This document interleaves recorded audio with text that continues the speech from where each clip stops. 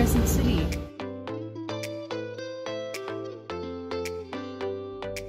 Crescent City! We made it! I was sitting on the can and we got tossed on a big wave and I got tossed and I knew all and the rest is history. We fueled up, we provisioned, we had some breakfast on land, and now it's time to get back out there.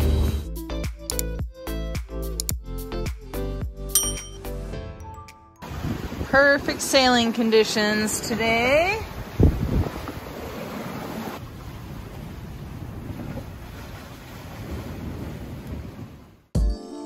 It seemed the wind gods were rewarding us for being patient, waiting out weather in Bodega Bay, and we were stoked to have shut the engine off.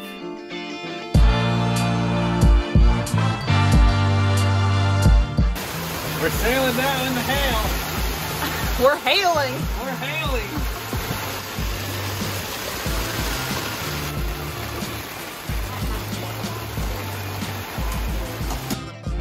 By the evening, the winds died down once again, and our Iron Jenny pushed us north through the night, guided by a full moon. We are officially halfway crossing the California-Oregon border. Yoo-hoo! First time taking Gemini into a different state. Pretty exciting. So I have mad respect for the fishermen and the commercial fishing fleet, but it kind of pisses me off when we're out offshore and we have all the proper navigation lights, all the AIS system, and all I see is this massive yellow light on the horizon. And that's not a navigation light whatsoever. I can't tell which direction he's going or anything about the vessel with just one big yellow light.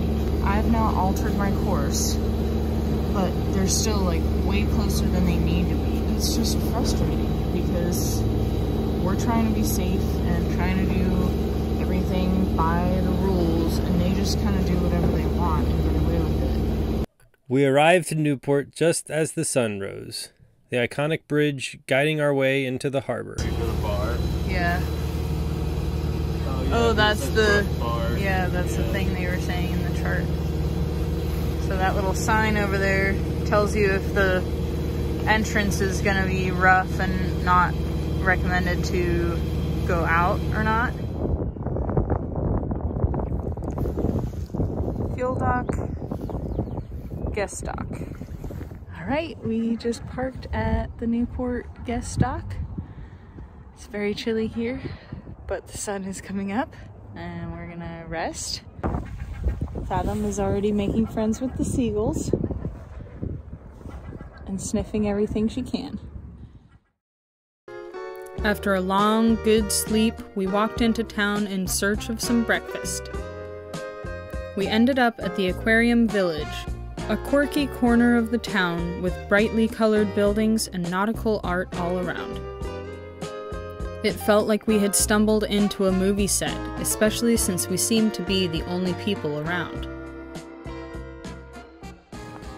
Well, we just had the craziest breakfast experience I think we've ever had. Yeah. We tried to go to one place and they were closed because it's Easter Sunday and there was not a soul in sight.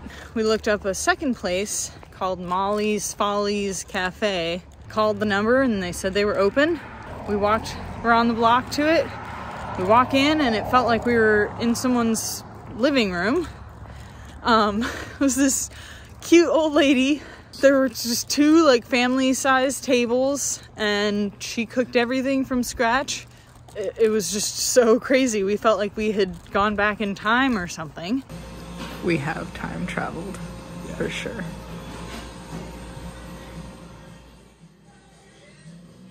But now that our bellies are full, we are walking back on this really nice bike path. Seems like a walking friendly town. And we are headed back to the boat. Little bit rainy here in Newport.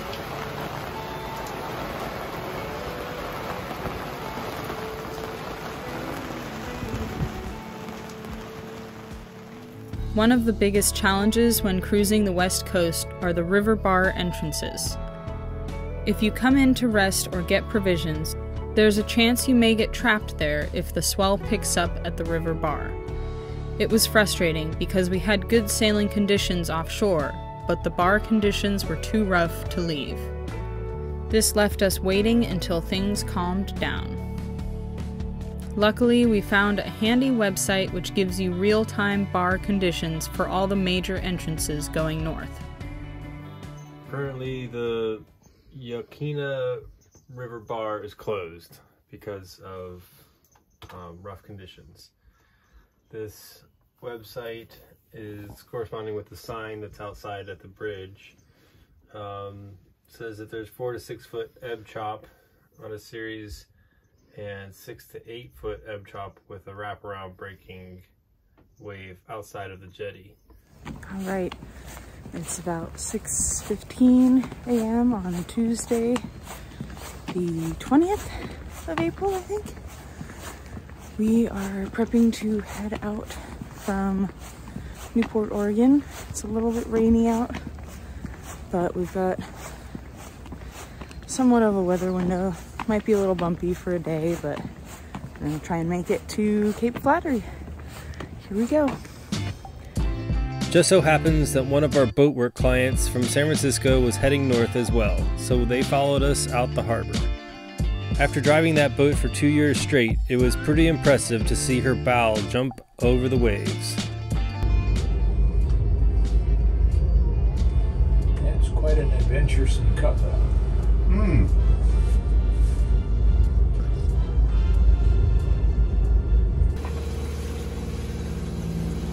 Bar entrance had only been opened for vessels 40 foot and up, and going through the steep, tall chop, we understood why.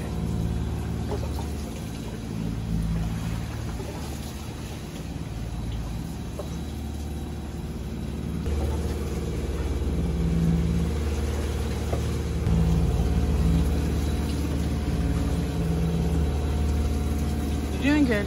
Yeah. It's just this little patch and then it'll be better once we're out there. Yeah, we're fine.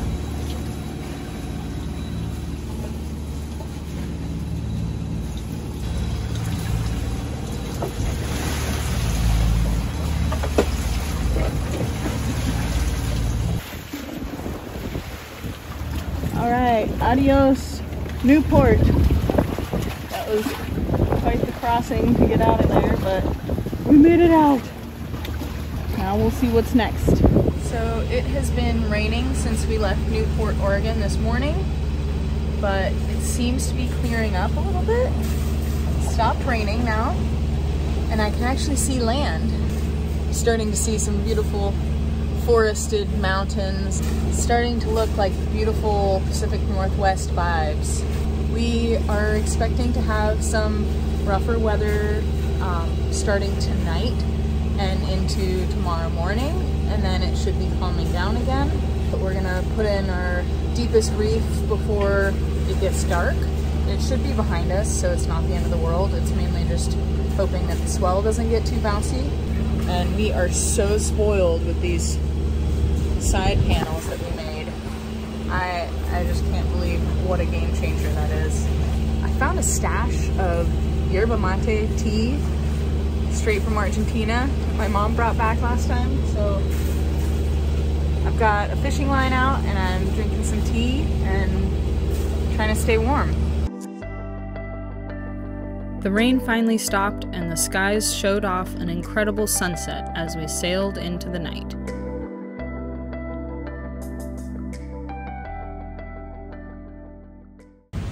Well, it's another gray, blustery morning out here on the Pacific Ocean. It's been steady over 30 knots most of the morning. Started at around 5 a.m.-ish, and it's almost 9 now, and it's still windy. It's supposed to be windy like this pretty much all day, but it's off our starboard quarter, so we are actually sailing. We've got the deepest reef in the main, our third reef in the main, but Gemini is awesome. She was built for this, and she almost just comes alive when we're in these kinds of conditions. She knows it's her time to take over and protect us and keep us safe. It really doesn't make me worry too much. It's more just cold and wet. Got some warm coffee, hot chocolate. Thank you to our patron Cameron, who stopped by the boat before we left and gave us some little like frozen coffee pod things that I'm drinking right now. Fathom and Jack are snuggled down below, and we have the heater on, and it's nice and cozy down there. So I'm just sitting in the companionway, getting a little bit of that heat coming up, keeping me warm. So my fingers are actually not frozen, which is nice. So not too bad. That's a good spot for you. Okay. She's tucked in. Oh, you getting ready for me to go to bed with you?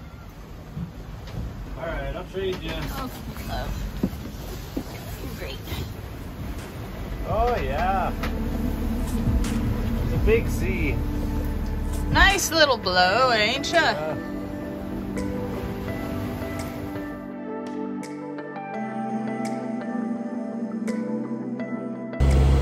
Well, we made it till about 1:15 p.m.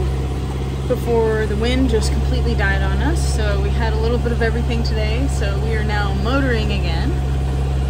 But we should be getting up to Cape Flattery in just a couple hours. It's raining and I don't even care because we've worked so long and done a bunch of crazy things to make this happen. And we've been patient. And we've been up for days. And I'm really excited. And we're only 1 hour away from Cape Flattery. 1 hour away from Cape Flattery. We left on April 1st. It's now April 20th. Going as the wind blows. Today was awesome. It was one hell of a ride. Phil said, "Oh, you guys are machines." I said, "No, Gemini's the machine. We're just along for the ride." Like, she was built for this.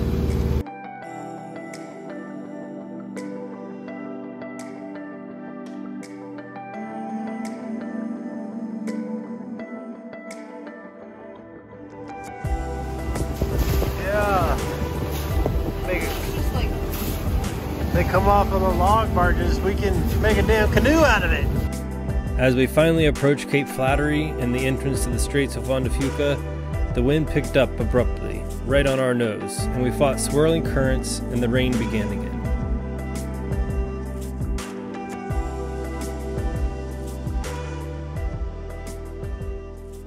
How kitty?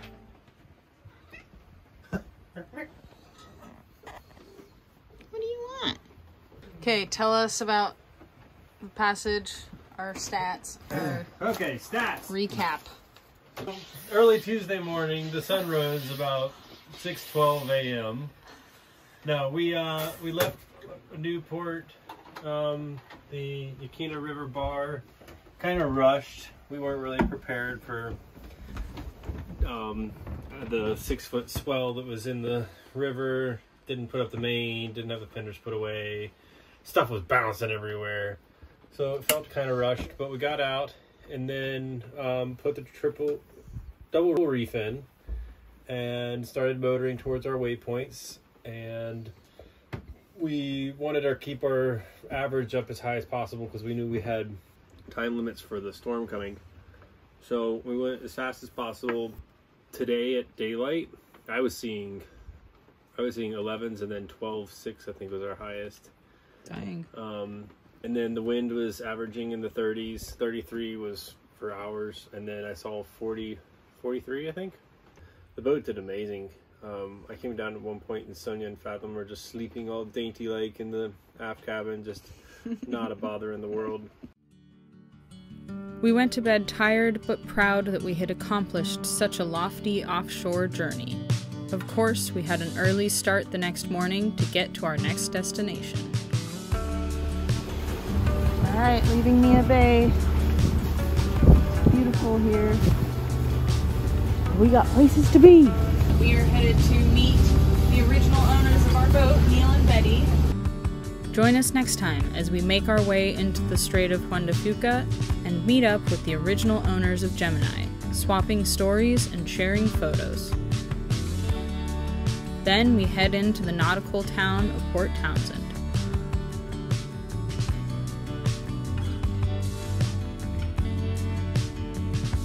Until next time, thanks for watching, and don't forget to subscribe to follow our journey.